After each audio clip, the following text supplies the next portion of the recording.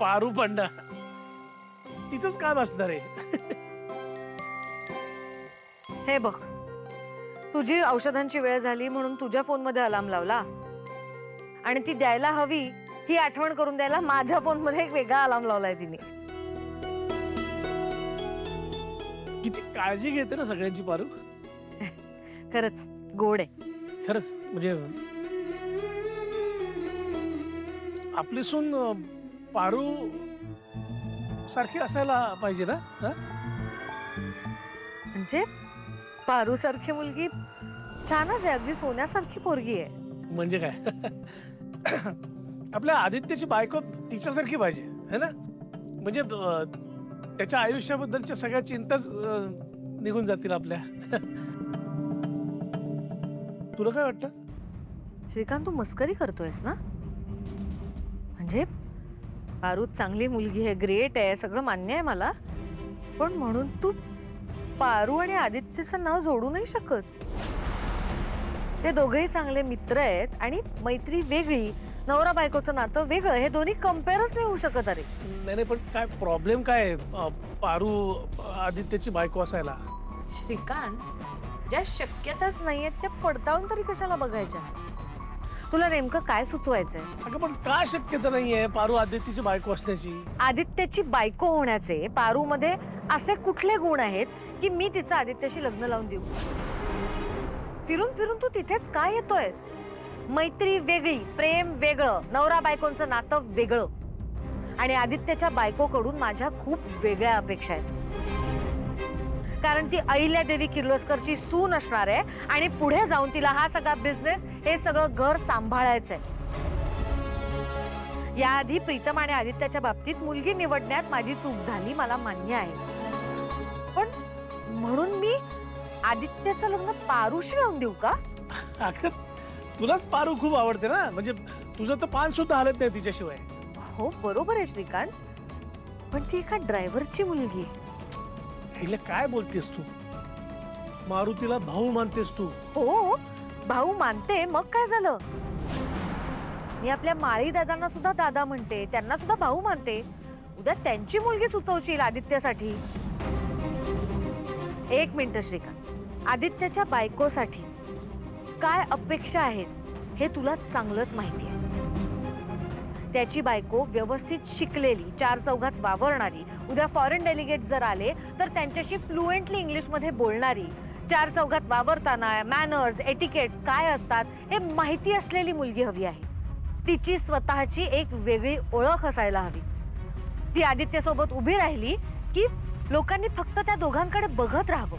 ती बोलायला लागली की लोकांनी मंत्रमुग्ध होऊन तिचं ऐकत राहावं, अशी मुलगी हवी आहे. सांग मला, पारू मध्ये ह्यातले कुठले गुण आहेत?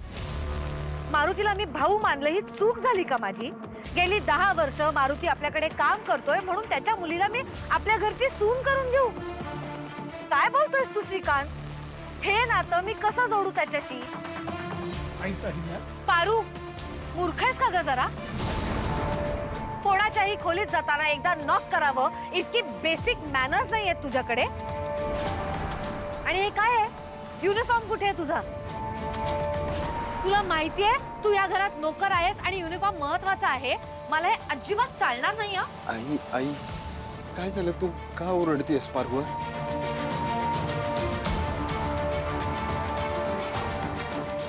काही झालेलं नाहीये. तुम्ही सगळेजण आपापल्या खोलीत जा. अगं पण एकदा सांगितलेलं कळत नाही? आपापल्या खोलीत जा.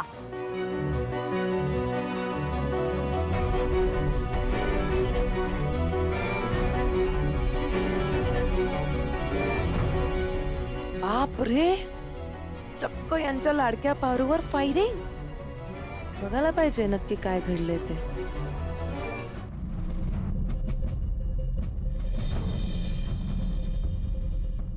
सॉरी.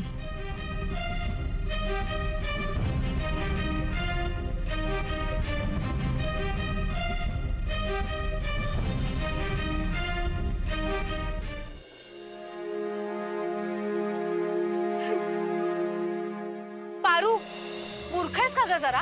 कोणाच्याही खोलीत जाताना एकदा नॉक करावं इतकी बेसिक मॅनर्स नाही आहेत तुझ्याकडे. युनिफॉर्म कुठे आहे तुझा? तुला माहितीये तू या घरात नोकर आहेस आणि युनिफॉर्म महत्वाचा आहे. मला हे अजिबात चालणार नाही हं.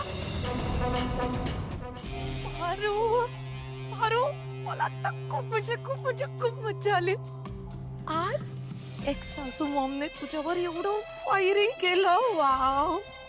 मला त्यांना फॉर अ मोमेंट असं वाटलं होतं की त्यात एवढ्या रागात तुला असं उचलतील आणि कुठेतरी लांब फेकून देतील त्यांच्या आयुष्याच्या बाहेर. बाय द वे, तू त्यांच्याशी काय खोडी काढलीस? नेहमी आपलं सतत पारू पारू पारू करत असणारी अहिल्यादेवी किर्लोस्कर, तुझी देवी आई, आज तुला एवढी फडफड फडफड का बोलत होती? देवी आई आहेत त्या माझ्या. त्या मला वाटेल ते बोलू शकतात. ऑफकोर्स बोलू शकतात, पण त्या देवी आई आहेत म्हणून नाही हं. कारण तू नोकर आहेस आणि घरातल्या नोकरांना कोणी येता जाता वाटेल ते बोलू शकतो आणि नोकरांनी ते मान खाली घालून थोपड बंद ठेवून ऐकून घ्यायचं असतं. मला तर तुझा ओव्हर कॉन्फिडन्स कधीच आवडलेला नाहीये. नशीब फायनली आज तो एक सासू मॉमच्या पण नजरेत आला. बरं चल आता मस्त एकदम छान फ्रेश कॉफी बनव आणि एकदम नीट त्यांच्याकडे घेऊन जा. मग तुझं ते नेहमीच देवी आई कापी चाल बघते काय.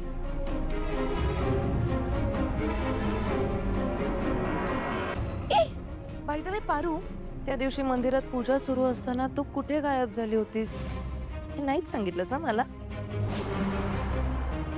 आणि तुझ्या गळ्यातलं मंगळसूत्र तुझ्या बाने काढून जाळलं होतं आणि नंतर मी ते दगडाने ठेचलं होतं. म्हणजे ते कम्प्लिटली डिस्ट्रॉय केलेलं होतं. मग आता हे ना नवीन काय लटकत फिरतेस आता तू गळ्यात? नवीन मंगळसूत्र घातलं का आदित्यने तुला? यार आदित्य एक नंबरचा बिंडोक आहे. का तुझ्यासारख्या सर्वांच्या नादाला लागलाय मला खरंच कळत नाहीये. तो पण एक दिवस नोकर झाल्यावरच शांत बसणार आहे बहुतेक. आदित्य सर काय करते तुम्ही? अहो सोडा ना, कोणीतरी येईल. असं का करते तुम्ही? घ्या ना आदित्य सर. अहो का असं का करते तुम्ही?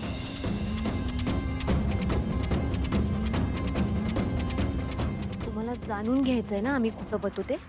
ए हात नाही लावायचा. तेवढी लायकी नाहीये तुझी. तुम्हाला आमच्या खासगी गोष्टींमध्ये नाक खुपसल्याशिवाय चैन पडतच नाही ना? खासगी गोष्ट माझं जाऊ द्या. तुमचं परितोष सरांसोबत लग्न झालंय. स्वतःचा संसार नीट करायचं बघा आधी.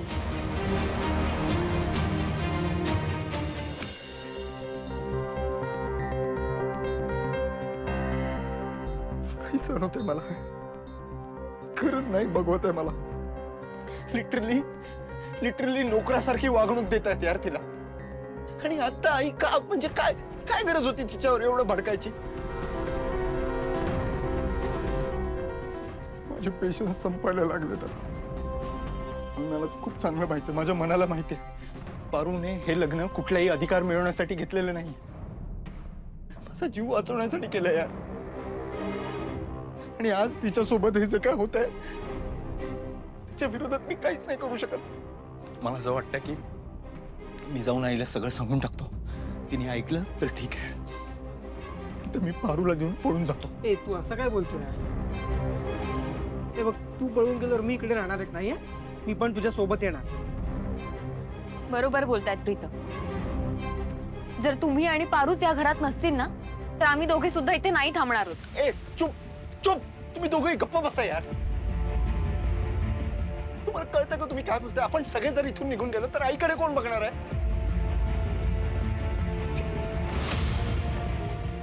ती कोलॅप्स होईल यार. ती जीव लावते आपल्यावर, माहितीये ना. त्यात ती दिशा येऊन बसली आपल्या. रोज नवीन काहीतरी उपद्रव करे. एवढ्या एका कारणासाठी फक्त मी कुठला मोठा डिसिजन घेत नाही. नाहीतर पारूने माझ्याकडनं प्रॉमिस घेतलाय, कधी जर तिच्यामध्ये आणि आईमध्ये कोणाला एकाला निवडायची वेळ येईल तर मी आईला निवडेन. आईला दुखवू शकत नाही, पारूशिवाय राहू शकत नाही. यार, मी करू तर काय करू यार? साधं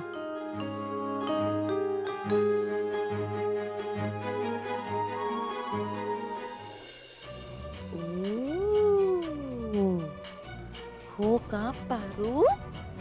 आता तू मला सांगणार माझा संसार मी कशा नीट करायचा? का गो? तुला या घरात संसार थाटायचा आहे का तुझा? अगदी बरोबर बोललात तुम्ही दिशा मॅडम. मी या घरात माझा संसार थाटणार आहे कारण मी पार्वती आदित्य किर्लोस्कर आहे. तुम्हाला जाणून घ्यायचं आहे ना की त्या दिवशी पूजेच्या वेळी आम्ही दोघं कुठं गायब होत होते आणि आदित्य सर कुठं होते हे माझ्यापेक्षा जास्त चांगलं तुम्हालाच माहित असणार. कारण काही गुंडांनी आदित्य सरांना किडनॅप केलं होतं आणि तळ्यात फेकून दिलं होतं. आदित्य सरांचा जीव घ्यायचं व्यवस्थित नियोजन केलं होतं तुम्ही. मी वय तुम्हीच. आणि यो प्लॅन तुमच्याशिवाय जास्त चांगलं कुणी करू शकतं असं मला तरी नाही वाटत. दिशा मॅडम,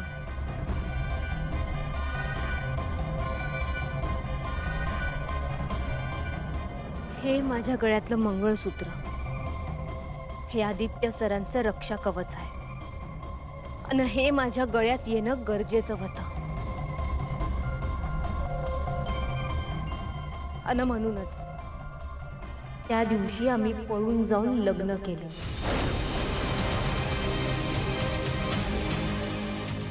एका बाजूला होम सुरू होता आणि एका बाजूला आमचं लग्न. आता तरी झालं तुमचं समाधान? कळलं तुम्हाला आम्ही त्या दिवशी कुठं गायब होत होते? त्यामुळं आता लक्षात ठेवा, मी आदित्य सरांची बायको आहे. या घरची मोठी सून आहे. हे समज तुम्हाला ज्यांना जाऊन सांगायचं त्यांना सांगा. तुम्हाला काय वाटलं दिशा मॅडम? हे समज जाऊन तुम्ही देवी यांना सांगाल अशी आम्हाला धमकी द्याल आणि आम्ही घाबरू? चुकताय तुम्ही. उलट तुम्ही आमचंच काम हलकं करताय. निदान तुमच्या निमित्तानं तरी आमचं नातं देवी आईंना कर. आणि मग देवी आई मला घरात ठेवतील का बाहेर काढतील हे आमचं आम्ही बघून घेऊ. तुम्ही मध्ये नाक खुपसायची काय बी गरज नाही. पिंडो पारू, तुझ्यात कुठून एवढा ओव्हर कॉन्फिडन्स भरलाय मला खरंच नाही कळत. हा, तू आदित्य सोबत लग्न केलं लीगली? आय मीन तुम्ही खरंच लग्न केलं? बापरे. आणि तुला आता भीती पण नाही वाटत आहे मी हे जाऊन एक सासू ममला सांगेन याची? अगं बिंडोक, तुझ्या आवाजाच्या पट्टीत आता मला हे सगळं सांगत होतीस ना, तो आवाज अजून थोडासा वाढवला असतास तर तुझ्या देवी आईला तुझ्याच तोंडून सगळं कळलं असतं. पण असो, तू म्हणालीस की नाही, मी जर हे जाऊन सांगितलं तर तुमचं काम सोपंच होईल. ओके, आता मी तुझ्या सो कॉल देवी आईला जाऊन सगळं सांगणार आहे. बघू ती आईला तुला जिवंत ठेवते की नाही. लगेच जाऊन एक सासू ममला सगळं सांगते. येस, जाऊ ना? आत्ता जा. नक्की जाऊ ना? जा. ओके, जाते. All the best.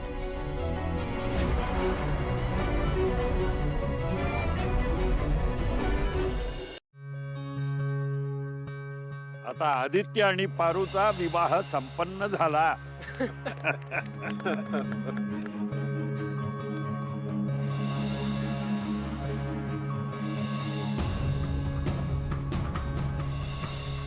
आपली सून पारू पारू चांगली मुलगी आहे, ग्रेट आहे, सगळं मान्य आहे मला. पण म्हणून तू पारू आणि आदित्यचं नाव जोडू नाही शकत. मैत्री वेगळी, नवरा बायकोचं नातं वेगळं, हे दोन्ही कम्पेअरच नाही होऊ शकत. अरे ऐक ना, पारू, कोणाच्याही खोलीत जाताना एकदा नॉक करावं इतकी बेसिक मॅनर्स नाही आहेत तुझ्याकडे. आणि हे काय आहे? युनिफॉर्म कुठे आहे तुझा?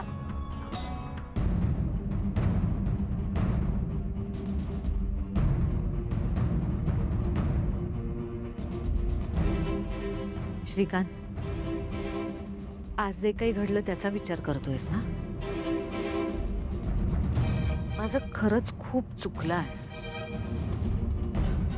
मी जरा ओव्हर रिॲक्टच केलं आणि पारुशी सुद्धा बोलण्याची ही खरंच पद्धतच नाही. मी नंतर जाऊन सॉरी म्हणेन तिला. पण आदित्यच्या लग्नाचा विषय निघाला की मला कुठल्याही प्रकारचं कॉम्प्रोमाइज सहनच नाही होत, हे तुला पण माहिती आहे. आणि आज तू जी काही मस्करी केलीस ना, मला अजिबात नाही आवडली.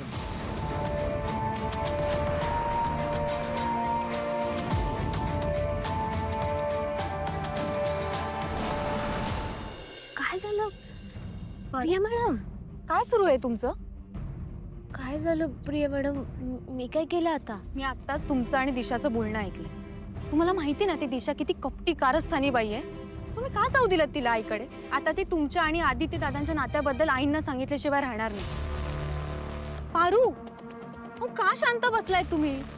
हे सगळं जर अचानक असं आईंना कळलं ना तर खूप मोठा प्रॉब्लेम होईल. पारू, तुम्हाला टेन्शन नाही येते का या एक सगळ्याचं? मिनिट प्रिया मॅडम, काय चाललंय तुमचं? तुम्ही मला हे असं अहो जाऊ कशा पायी करताय? हे बघा, माझं आदित्य सरांसोबत लग्न झालंय ते आदित्य सरांच्या जीवाच्या रक्षणासाठी. मी रक्षा कवच आहे त्यांचं. आणि मला माहित आहे माझं आदित्य सरांसोबत लग्न जरी झालं असलं तरी या घरात मी फक्त एक मोलकरीण आहे. अच्छा, म्हणजे तुमचं आणि आदित्य दादांचं लग्न फक्त गुरुजींनी सांगितलंय म्हणून झालंय का? तुमचं प्रेम नाहीये आदित्य दादांवर? नाही तसं नाही. कळलं जाऊबाई, चांगलंच कळलं. तुमच्या डोळ्यात सांगतायत की तुमचं किती प्रेम आहे आदित्य दादांवर. जाऊ द्या ना प्रिया मॅडम, तुम्ही आधी हे आवाजावं बोलणं बंद करा. मला कसं तरी होतंय. बरं जाऊबाई, नाही करत तुला आव जाऊ. पण मला सांग, दिशाने जर खरंच आईना जाऊन हे सगळं सांगितलं ना तर खूप मोठी गडबड होईल ग. तुला भीती नाही वाटत आहे का या सगळ्याची? नाही वाटत. दिशा मॅडम देवी यांना काहीच नाही सांगू शकत याची खात्री आहे मला. काय? अगं पण तू हे सगळं एवढ्या कॉन्फिडन्सने कसं बोलू शकतेस? कारण देवी यांनी जर का मला स्वीकारलं तर दिशा मॅडम काहीच करू शकत नाहीत आणि त्यांचा समजा डाव पलटेल. ए, काम चुकार. चल, बोलवलंय तुला एक सासूमामनी अर्जंट. अर्जंट म्हणजे ताबडतोब.